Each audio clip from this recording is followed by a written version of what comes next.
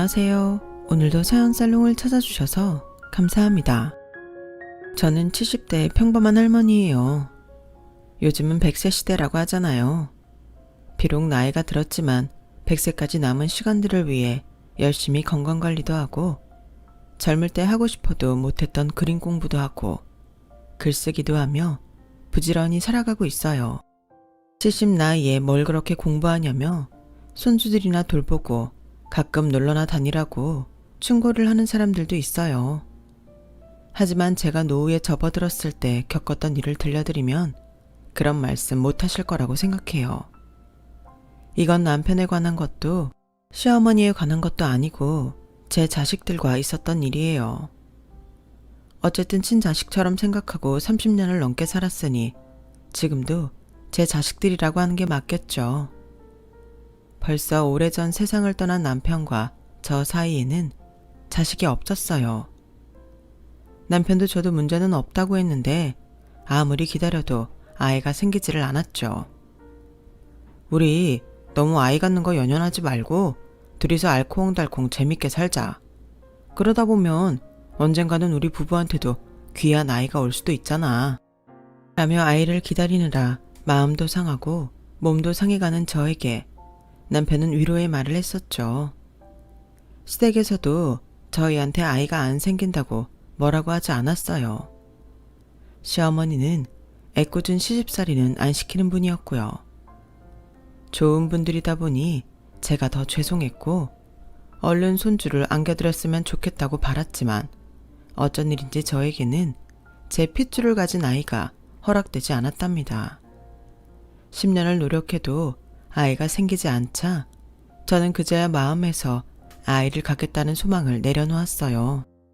당신 말대로 그냥 우리끼리 오순도순 살아야 되려나 봐. 솔직히 아주 포기했다고는 못하는데 그래도 꼭 아이를 가져야 된다는 그런 마음은 내려놓게 되네. 당신이 꼭 아이가 갖고 싶다면 입양이라는 방법도 있으니까 우리 차차 생각해보자. 남편이 그렇게 말한 게 마치 예언이라도 된 것처럼 반년쯤 지나서 남편의 형인 아주버님 댁에 사고가 생겼어요. 남편은 삼형제 중 둘째였고 위로 형하고 아래로 여동생이 있었어요. 부부 모임에서 해외로 여행을 갔던 아주버님과 형님은 공항에서 돌아오는 길에 추월하던 차와 충돌했고 병원으로 옮겨져 얼마 안 돼 돌아가시고 말았죠. 정말 온 집안이 난리도 아니었어요. 시부모님은 장례를 치르고 1년이 지나도 살아도 산 사람 같지 않았고요. 저희 부부도 한동안 우울증 증세를 보이기도 했고 참 힘든 시간을 보냈었어요. 형님 부부는 저에게도 잘해주셨던 기억이 많아 더 마음이 아팠죠. 모든 게 멈춰버리고 형님 부부가 추억이 되어버린 날부터 심적으로 많은 변화가 있었던 것 같아요. 그리고 형님 부부의 첫 번째 제삿날이 돌아왔어요. 형님네는 아들, 딸, 남매가 있었는데 시부모님과 같이 살고 있었거든요. 제사가 끝났는데 두 분이 저희한테 기니 할 말이 있다며 심각한 얼굴을 하시더라고요. 우리가 생각을 해봤는데 지혁이 지숙이 너희가 키우면 어떻겠냐. 아직 10살, 8살이라 어리기도 하고 할머니, 할아버지랑 사는 것보다 작은 아빠, 엄마가 학부모가 되어주면 어떨까 싶다. 애들이 학교에서 놀림받을 일도 없을 테고. 물론 너희 의견이 중요하지. 시부모님은 아이들이 학교에서 할머니, 할아버지랑 산다고 놀림당하고 부모 없다며 딸 놀림당한 이야기를 해주시더라고요. 어찌나 애들이 안 됐던지 마음이 참 짠하더라고요. 남편이 일단 고민 좀 해보겠다고 했지만 이미 저와 남편은 그 얘기를 듣는 순간 그 아이들을 저희 아이들로 키워야겠다고 똑같이 생각하고 있었어요. 저희는 아예 아이들을 저희 호적에 자식으로 올렸고 그때부터 갑자기 초등학생들이 학부모가 돼서 치열한 삶을 살게 되었죠. 어릴 때에는 저희 말을 잘 듣던 애들이 사춘기가 되자 반항도 하고 말도 안 듣고 학교를 빠진 적도 있어서 정말 적잖이 속도 썩어봤네요. 그래도 저와 남편은 이러라고 하늘이 우리한테 아이를 안 주셨나 보다 하며 그 아이들을 늘 친자식으로 여기며 뭐든 최선을 다해서 해주려고 했어요. 그러다가 아이들 고등학교 때 남편이 먼저 세상을 떠났어요. 몇 년 전부터 심장이 좀 안 좋다는 진단을 받았지만 남편은 크게 걱정할 거 없다며 개의치 않았거든요. 그런데 어느 날 갑자기 쓰러지더니 결국 다시는 일어나지 못하더군요. 아이 둘 다 고등학생이라 신경 쓸 일도 많았기에 저는 슬퍼하지도 못하고 애들을 챙기느라 정신없이 살았네요. 남편은 일반 회사를 다녔지만 시부모님이 좀 크게 한식집을 해서 제가 그때 분점을 받아서 운영하고 있을 때였거든요. 식당 일 챙기라 아이들 뒷바라지 하랴 3년이란 시간이 어떻게 갔는지 모를 정도로 너무 바쁘게 살았죠. 그렇게 키워놓으니 대학 졸업하고 각자 살 길 찾아 가는데 제 마음이 다 뿌듯했어요. 큰아이 지혁이는 대기업에 다니고 둘째 지숙이도 영어학원 강사를 하며 자기 하고 싶은 거 마음껏 하며 살았죠. 그리고 나이가 차니 알아서들 짝을 찾아와 결혼도 했고요. 둘 다 결혼을 하고 나서야 저는 제 할 일을 다 했다는 마음이 들며 그제야 긴장이 풀리더군요. 난 니네끼리 죽이 되든 밥이 되든 별 일 없이 살았으면 좋겠다. 그게 효도인 거야. 명절 때랑 제사 때 얼굴 보고 그러면 되지 않겠어? 아이들이 결혼할 때마다 저는 똑같이 말했어요. 제 진심이기도 했고요. 그 즈음에 시어머니는 저와 시누이를 불러서 저한테 식당 본점을, 시누이한테는 분점을 주신다는 내용의 서류를 작성해서 주셨어요. 그리고 저를 따로 불러서 땅 문서를 주셨어요. 이거 네 시아버지가 너 애들 결혼 다 시키면 주라고 돌아가시기 전에 나한테 맡겨놓은 거다. 이제 이거 줄 때가 된 것 같아. 지혁이 주숙이 잘 키워줘서 정말 고맙다. 네가 엄마 노릇에 나중엔 애비 노릇까지 하느라 고생 많이 했어. 고생이라뇨. 저야말로 지혁이 지숙이 키우면서 보람도 많았고 사는 것 같았어요. 그런데 이런 것까지 주시고 정말 감사해요, 어머니. 그렇게 저희한테 가게를 주신 시어머니는 얼마 안 돼 세상을 떠나셨어요. 아이들이 변한 건 그때부터였던 것 같아요. 아니, 결혼하면서 차츰 변하기 시작했죠. 처음에는 자주 하던 전화도 일주일에 한 번, 한 달에 한 번 그렇게 뜸해지더니 나중에는 아예 전화가 오지 않았어요. 첫째네, 둘째네 다 마찬가지였죠. 원래 다 처음처럼 잘할 수 없다는 걸 알지만 그래도 섭섭하긴 하더라고요. 명절 때에도 지혁이 지숙이 둘만 딸랑 올 때도 많았고 특히나 큰애는 제가 와이프 같지 않았냐고 하면 이상할 정도로 예민하게 반응하는 거였어요. 아니, 며느리라고 꼭 시댁에 와야 된다는 법 있어? 요즘 세상에 그런 게 어딨어. 엄마도 시어머니 노릇하고 싶어? 안 그런다고 했잖아. 이러면 다른 시어머니랑 뭐 달라? 아니, 아무리 그래도 시아버지 제삿날 너 혼자 오니까 물어볼 수는 있는 거잖아. 이것도 그냥 기념일이잖아. 돌아가신 양반이 뭘 알겠어? 아, 너무 따지지 말고 얼른 밥이나 먹고 헤어져요. 저는 함부로 말하는 아들 녀석에게 한마디 하고 싶었지만 그래도 남편 제사상 앞에서 큰 소리를 내고 싶지 않아 입 꾹 다물고 속으로 삭히기만 했어요. 둘째인 지숙이도 크게 다르지 않았어요. 우리 이 회사에서 일하느라 엄청 피곤하고 힘들어. 그러니까 엄마 자꾸 그 사람 안 온다고 뭐라고 하지 마. 요즘 그러는 거 촌스러운 거 알지? 말들은 그렇게 하면서 자기네들 생일이나 손주들 기념일에는 뭐 하나 못 받아가서 왜들 난리인지 모르겠더라고요. 그런데 언젠가부터 며느리가 무슨 인사할 일이 있으면 꼭 식당으로 저를 찾아오더라고요. 어머니, 이번 명절상 차리시라고 용돈 보냈어요. 확인하셨죠? 근데 요즘 장사는 어때요? 불경기라 손님이 전보다 좀 적어진 것 같긴 하네요. 라며 식당 내부를 한번 싹 훑는데 딱 봐도 며느리가 지금 뭐 하는지 너무 잘 알겠더라고요. 나중에라도 이 식당을 물려받으면 어떻게 해야 되나 지금부터 준비하는 거 아니겠어요? 그때만 해도 저는 건강에 문제도 없었고 늘 카운터에 앉아서 모든 일을 다 하고 있었는데 솔직히 괘씸해서 식당 얘기는 잘 해주지도 않았네요. 식당이야 늘 그렇지 뭐. 단골들 섭섭하지 않게 음식 막 변하지 않는 거랑 재료 아끼지 않는 거. 그런 거 제일 신경 쓰는 건 항상 똑같아. 그나저나 이번 명절에도 집에는 안 들릴 거니? 어머니, 저희 친정어머니가 허리를 다치셔서 좀 힘들 것 같아요. 가게 매출 잘 나오면 좋겠네요. 그럼 또 봬요. 이러고 가버리니 얄밉지 않겠어요? 큰애도 소녀를 낳아서 2살인데 몇 번 본 게 다니 참 섭섭했죠.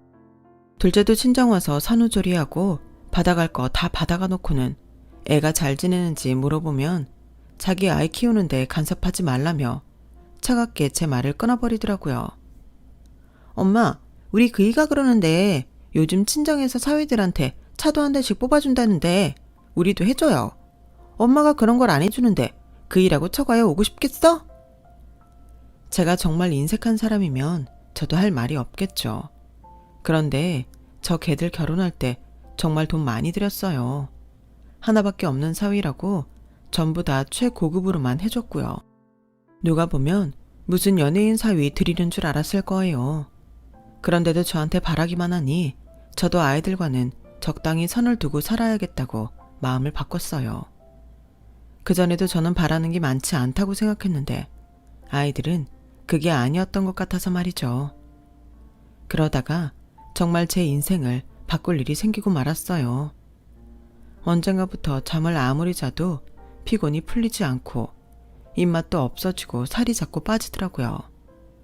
처음에는 별일 아니겠거니 했다가 식당 직원들이 하도 병원에 가라고 성화를 해대서 병원에 갔다가 의사한테서 가슴이 철렁하는 말을 들었어요.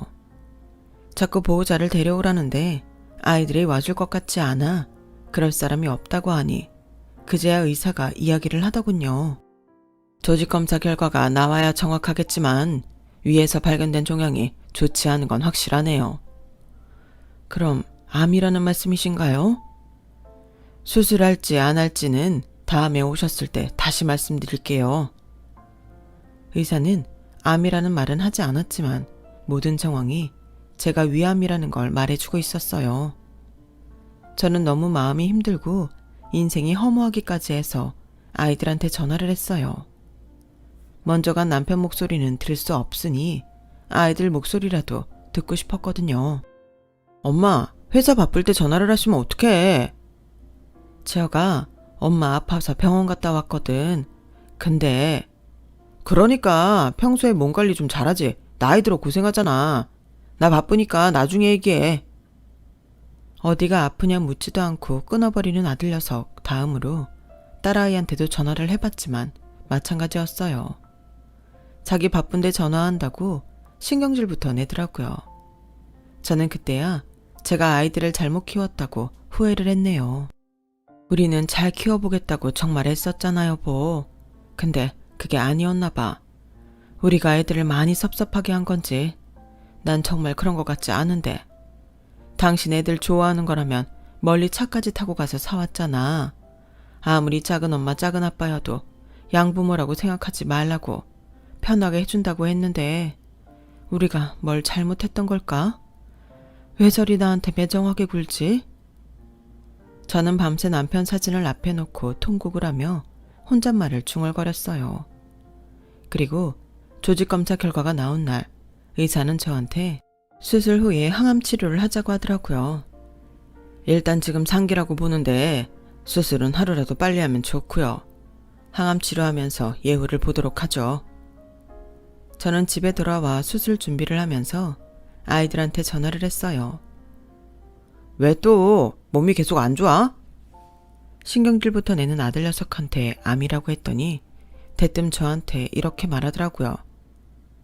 엄마, 보험 들었어? 그거 돈 엄청 들어갈걸? 아무튼 실비보험, 암보험 들어놓은 데부터 전화해봐. 나한테 전화한다고 뾰족한 수가 있는 건 아니잖아. 내가 무슨 수를 바라고 전화했겠니? 아프고 수술 받아야 하니 전화한 거잖아. 무슨 말을 그렇게 해? 엄마, 지금 우리한테 키워준 보상 바라는 거 아니지? 아빠 돌아가신 후에도 엄마가 나랑 지숙이 키우고 결혼까지 시켜준 건 고마운데 그거 당연히 할 일 한 거잖아. 그거 갖고 지금 생색내고 병간호 해달라 병원비 달라 그러면 안 돼. 엄마 할머니한테 우리 키움값 받은 거 우리도 다 아니까 우리한테 뭐 바라지 마. 내가 언제 너랑 지숙이한테 뭐 달라고 한 적 있어? 줘도 내가 주고 니네가 하도 시집살이 처가살이 시키지 말라고 해서 며느리 사위한테 인사 한번 제대로 받아본 적도 없어. 니네야말로 날 엄마라고 생각했으면 이럴 수 있어? 내가 그냥 작은 엄마라고 쳐도 이렇게 오랜 세월 같이 보냈으면 아파서 어떡하냐고 걱정 한마디 하는 게 정상이지. 니네가 무슨 생각하는지 너무 잘 알았다. 앞으로 연락 안 할 테니 이만 끊자. 정말 섭섭하다 못해 온몸이 부들부들 떨리기까지 할 정도로 저는 분하고 화가 났어요. 애들 아빠가 이런 꼴을 안 보고 먼저 가길 잘했다는 마음이 들 정도였죠. 딸아이한테는 전화도 하지 않고 수술 전날 저는 직원들의 걱정 어린 응원을 받으며 병원에 갔어요. 그런데 의외로 딸애가 거기 와 있더라고요. 내가 이번 수속 다 도와줄게. 아픈 사람이 혼자 뭘 어떻게 하려고 그래? 옷이랑 다 챙겨갔지? 저를 생각해주는 말인 것 같은데도 아들한테 들었던 말에 충격이 너무 커서였는지 어째 고맙다는 생각이 들지 않았어요. 아니나 다를까 제가 입원실에 들어가 침대에 눕자 딸은 바로 자기 속내를 드러내더군요. 엄마, 위암 상기라며. 뭐 요새는 약도 좋고 수술도 잘해서 오래 사는 사람들도 많다고는 하지만 엄마는 나이도 있고 아주 건강한 편도 아니잖아. 그러니까 가게부터 먼저 정리하면 어때? 우리 그 일랑 알아봤는데 그런 재산 처리는 미리미리 해두는 게 좋다더라. 나 아직 수술도 안 받았다. 네 말 맞다나 요새 약도 좋고 수술도 잘하는데 왜 가게를 정리해? 엄마, 항암 치료 받는 거 힘들대. 근데 가게에 나가서 일할 수 있겠어? 신경 쓰지 않는 게 회복의 최고인데 가게 나가면 또 스트레스 받잖아. 우리가 다 알아서 할 테니까 엄마 가게 우리한테 맡겨. 아니 됐어. 내가 알아서 할 테니까 네가 신경 쓸 거 없다. 우리 서로 그런 도움 안 받기로 한 거 아니었어? 나 너네 키워준 생색 내고 싶지 않으니까 너도 그만 가봐. 정말 눈에 콩깍지 다 떼고 보니 어찌나 속이 훤히 들여다보이던지 생판 모르는 남이 더 낫겠다는 생각을 그날 처음 해봤네요. 저한테 금전적인 도움을 주는 거 바라지도 않았어요. 진심으로 괜찮냐는 말, 아파서 어떡하냐는 말 듣고 싶었던 게 저한테는 그렇게 사치였을까 싶고 서운한 마음은 수술실에 들어갈 때에도 없어지지 않더라고요.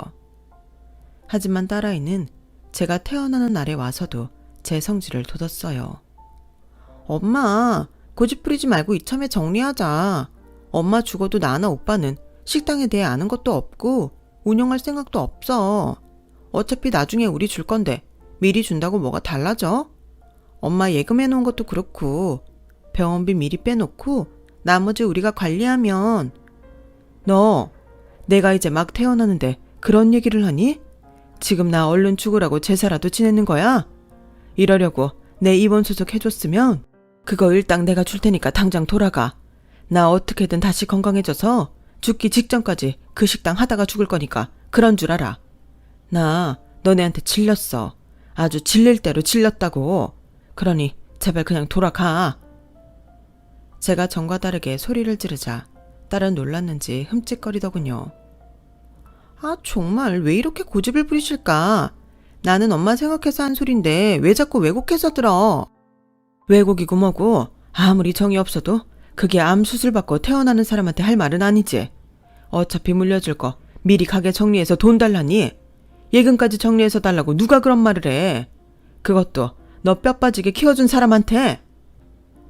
제가 병원 복도가 떠나가라 소리를 지르니 주변에 있던 사람들이 딸애를 힐끔거리며 쳐다보더라고요.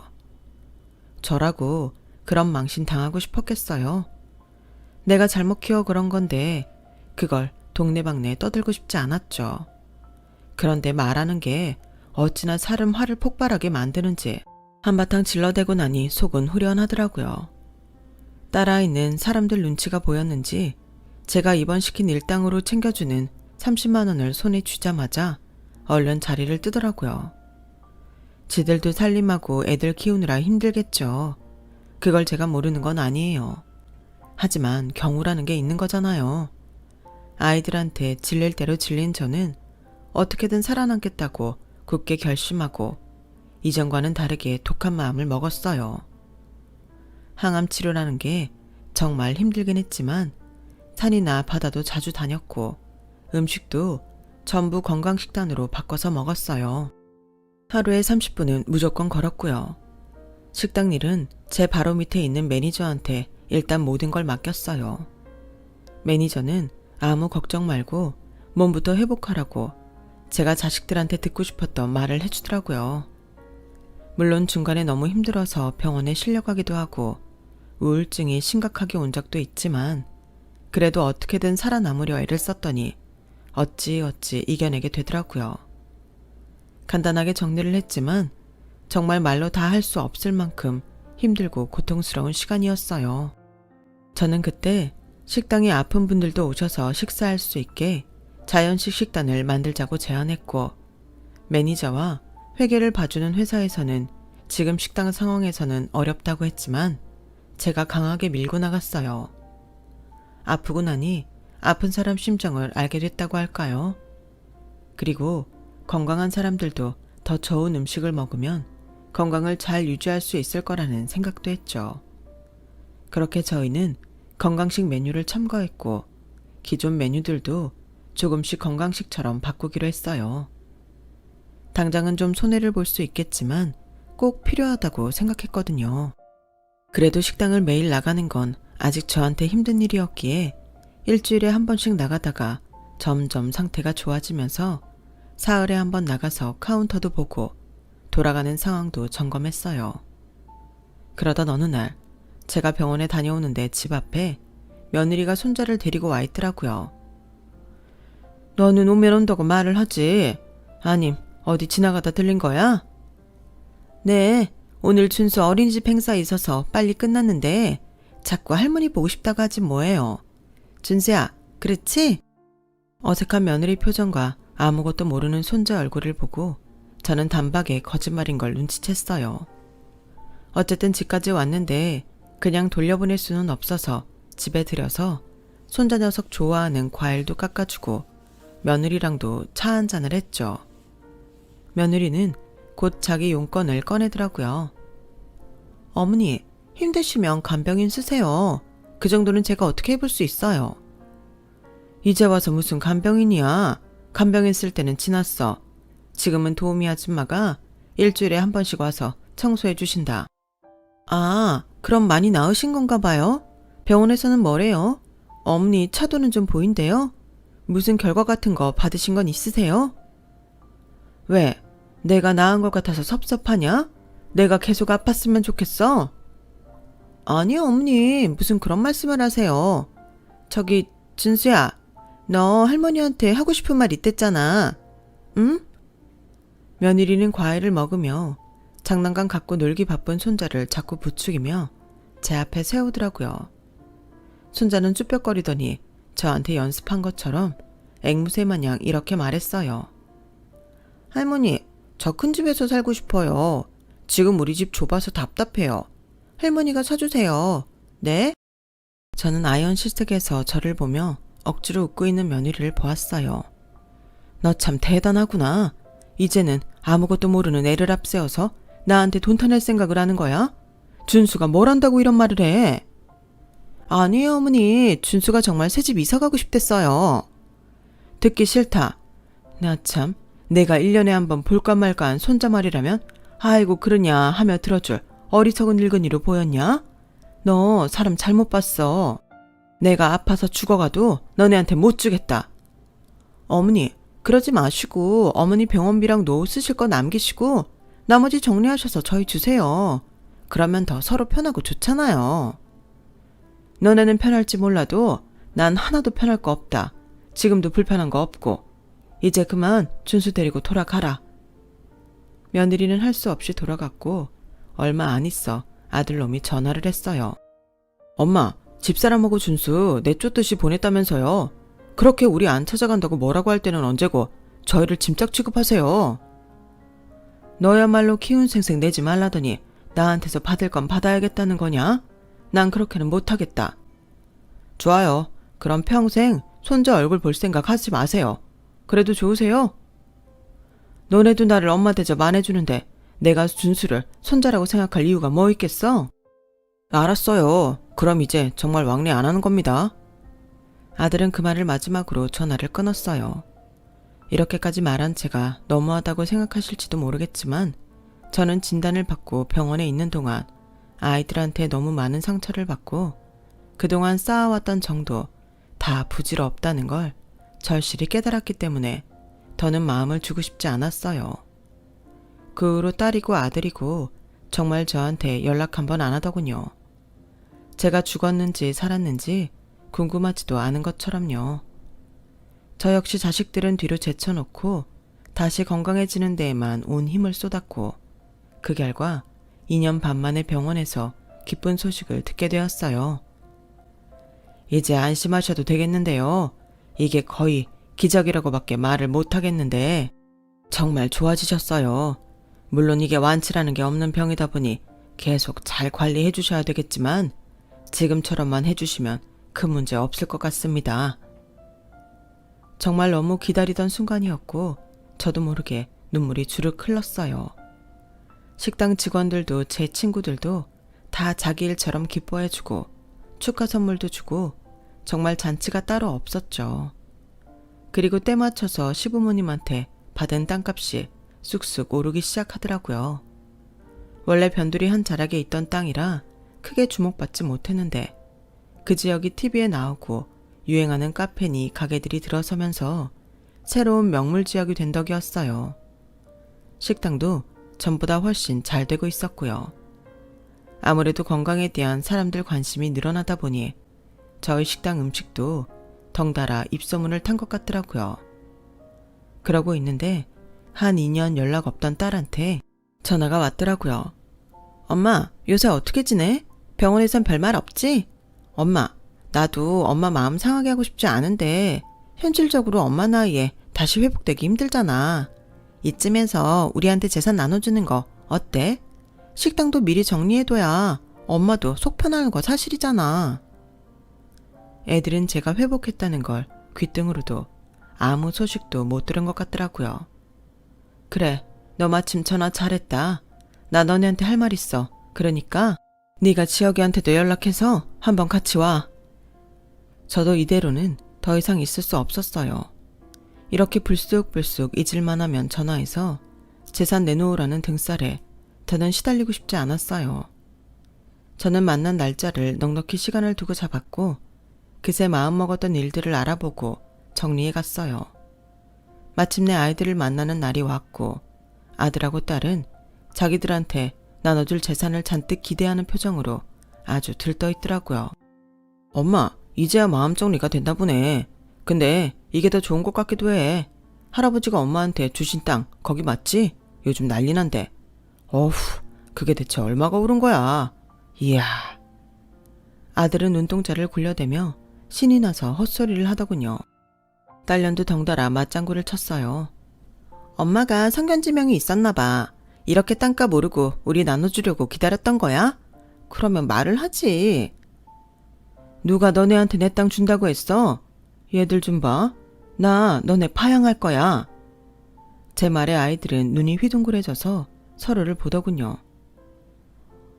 엄마, 그게 무슨 말도 안 되는 소리야. 무슨 파양이야. 지금 우리 나이가 몇인데. 그게 해도 된다더라. 내가 변호사 선임해서 다 준비했어. 너네한테는 그 이야기 하려고 부른 거고 니들이 나한테 어떻게 했는지 증언해주겠다는 사람들이 줄을 섰어. 아픈 엄마 찾아와서 얼른 재산 넘기라고 하는 거 들은 식당 직원들도 수두룩하고 니네가 아픈 나 한 번도 들여다보지 않았다는 거 내 친구들도 다 알아. 다 나 위해서 증언해준다고 했어. 내가 니들을 얼마나 정성으로 키웠는지 알기 때문에 내 친구들이 나보다 더 분노해. 그러니까 니네도 재판 준비하라고 그 말 하려고 부른 거야. 니네 나보고 키워준 생색내지 말라며? 그러면서 나 아프다고 한 다음부터 계속 재산 타령했잖아. 그게 말이 앞뒤가 맞는다고 생각하니? 나이가 들었다고 사람이 멍청해지는 거 아니다. 내 땅이 오른 거 니네랑 아무 상관없어. 허참, 그래서 오늘 그 말하려고 우리 부른 거야? 지혁이, 너 말 조심해. 앞으로 반말하지 마. 너 키워준 작은 엄마한테 그게 무슨 말버릇이야? 그리고 나 병원에서 아주 좋아졌다고? 이대로만 유지하라는 얘기 들었다. 암세포 없고 몸도 깨끗하대. 내 비록 자식이 없어서 니네한테 재산 줄 수 있겠다만 그건 내 의지이지. 이제 너네가 내놓으라 말아 할 권리 없어. 난 이 재판 이길 거야. 그러니 너네 각오 단단히 해둬. 이만들 가봐라. 바쁜 사람들 시간 내가 붙잡았다고 나중에 딴소리를 하지 말고. 제가 딱 부러지게 얘기하자 애들 얼굴이 하얗게 질리는 게 보이더군요. 특히나 제 병이 아주 좋아졌다는 말에 두 아이는 의외라는 표정으로 어쩔 줄 모르더라고요. 제가 얼른 돌아가라고 재촉을 하자 아들 녀석이 갑자기 전에 보이지 않던 행동을 했어요. 아들은 그 자리에서 무릎을 꿇더니 고개를 숙이고 저한테 싹싹 빌더라고요. 엄마, 그러지 말고 저 한 번만 도와주세요. 이거 다 엄마가 너무 속상해서 그냥 해보시는 말인 거 알아요. 그래도 엄마 말대로 존댓말 쓰고 행동도 조심할 테니까 화 푸시고 저 좀 도와주세요, 엄마. 나 니네 엄마 아니야. 작은 엄마라고도 하지 마. 그냥 숙모라고 해. 숙모님. 그래요. 부르라고 하는 대로 부를 테니까 제발 좀 도와줘요. 저 주식하다가 망했어요. 이대로 가다가는 위험해요. 엄마가 아니 숙모님이 돈 안 주시면 저희 진짜 살던 집도 팔아야 돼요. 그럼 팔아. 그러면 되잖니. 너랑 네 마누라 손이 없어 발이 없어? 나이도 젊고 건강하잖아. 어디 가서 뭘 해도 빚 갚고 살 수 있으니까 나한테 기대지 마. 엄마 제발 좀 살려줘요. 네? 제가 잘못했어요. 앞으로 엄마 자주 찾아뵙고 명절 때도 꼬박꼬박 올게요. 나 이제 그런 거 바라지 않아. 그리고 너 집 팔아야 된다고 했지? 그 집도 너 결혼할 때 내가 사준 건 기억하니? 지숙이 너도 똑똑히 들어둬. 나 네 남편한테 연예인 사위였냐는 말 들을 만큼 결혼할 때 해줄 거 다 해줬어. 넘치게 해줬어. 나 쓸 거 안 쓰고 입을 거 안 입으면서 해줬는데 그 녀석이 나 아플 때 한 번이라도 찾아왔니? 우리 식당 경영 어렵다니까 코빼기도 보이지 않았잖아. 너는 너대로 병원까지 와서 식당 팔아 재산 달라고 억지 쓰고. 니네가 친부모였어도 그렇게 하면 안 되는 거야. 한때는 니네를 정말 친자식이라고 여긴 적도 있지만 이젠 아니야. 그러니까 너네는 재판 준비나 하고 있어. 엄마 미안해. 엄마가 이렇게 화난 줄 몰랐어. 그러니까 이러지 말고 우리 대화로 해결하자. 지금 당장 재산 주는 게 싫으면 유언장이라도 써주면. 딸아이는 정말 사태 파악을 못하더라고요. 어떻게 저런 머리로 좋은 대학을 간 건지 의심스러울 정도였어요. 정남이 다 떨어지고 나니 애들이 얼마나 미련하고 어리석은지 훤하게 보이는데 왜 그동안은 그걸 몰랐을까요? 이런 걸 콩깍지라고 하는 거겠죠. 유언장이라고? 그래, 너 말 잘했다. 내 가게는 나보다 운영 더 잘할 우리 매니저 주기로 했고 내 땅은 곧 팔아서 나 들어갈 실버타운에 기부할 거다. 이미 공증도 다 받아놔서 니네가 건드릴 수 있는 거 없으니 그런 줄 알고 어서 돌아가. 엄마, 아니 숙모님, 나 저질러 놓은 게 너무 많아서 어떻게 해줘야 돼요. 안 그러면 나 지금 차리는 카페 공사대금도 지불 못해요. 그냥 못 주면 빌려주세요. 네? 제발요. 제가 잘못했어요. 지금 우리 대출이자 내는 것도 빠듯해서 우리 회사 다니는 것만으로는 부족해요. 그 잘난 대기업을 둘 다 다니면서 돈 모자라다는 것도 나는 정말 이해가 안 된다. 진짜 우리가 너희를 잘못 키웠나 보다. 내가 헛살았어. 그래, 회사를 다니면서 카페를 부업으로 하면 돈이 저절로 굴러들어올 것 같아? 카페는 만만한 줄 알아. 네가 저지른 거 네가 알아서 해. 내가 차리라고 너 등 떠민 거 아니잖아. 난 너네 한 푼도 못 주니까 그런 줄 알아. 제가 얼른 나가라고 둘을 윽박지르자 그제야 애들은 엎드려서 울며불며 잘못했다고 난리를 치더군요. 그래도 제가 꼼짝하지 않자 아들 녀석은 갑자기 돌변해서 저한테 협박하듯이 말했어요. 이제 돈도 많고 우리 신세 질 일 없다는 거죠. 우리 힘든 거 알고 혹 떼어내겠다는 거네요. 참 비정하네요. 그래요. 어디 마음대로 해봐요. 우리랑은 평생 등지고 사는 건 줄 아세요. 니네 등지는 거 하나도 안 무섭다. 지금까지는 뭐 그리 니네가 나한테 살갑겠다고 그러냐? 나 네 그런 협박 하나도 안 무서우니까 마음대로 해. 아들이 먼저 씩씩대고 나가자 딸아이는 제 눈치를 보며 뭐라고 말하려고 하더니 그냥 지 오빠를 따라 나가더라고요. 그리고 저는 아이들한테 예고한 대로 파양 절차를 진행했고 다행히 법원은 제 손을 들어줬어요.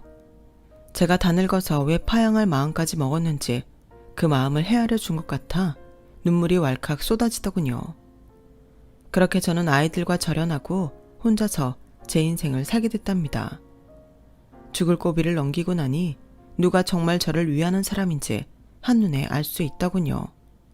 그게 제가 키운 아이들이 아니라는 게 가슴 아팠지만 어쩌겠어요. 이번 생에서 저한테는 자식이 없는가 보다. 그렇게 받아들이기로 했어요. 저는 그동안 저한테 못 써본 돈 열심히 쓰면서 재미있게 살고 있어요. 그때 아이들과 인연을 끊은 이후로 이사한 동네에서 친구들 초대해서 같이 자기도 하고 여행도 가고요. 앞에서 말한 것처럼 이것저것 배우고 공부도 한답니다. 실버타운은 좀 더 있다 들어갈 생각이에요. 이런 제 인생도 나름대로 괜찮다. 그렇게 스스로 위로하고 있네요. 제 이야기는 여기까지예요. 지금까지 들어주신 모든 분들 항상 행복하시고요. 건강히 지내시길 바랄게요. 여러분, 사연 댓글에 응원과 현명한 조언 부탁드려요. 좋아요와 구독은 저에게 큰 힘이 됩니다. 오늘도 좋은 일 가득하세요.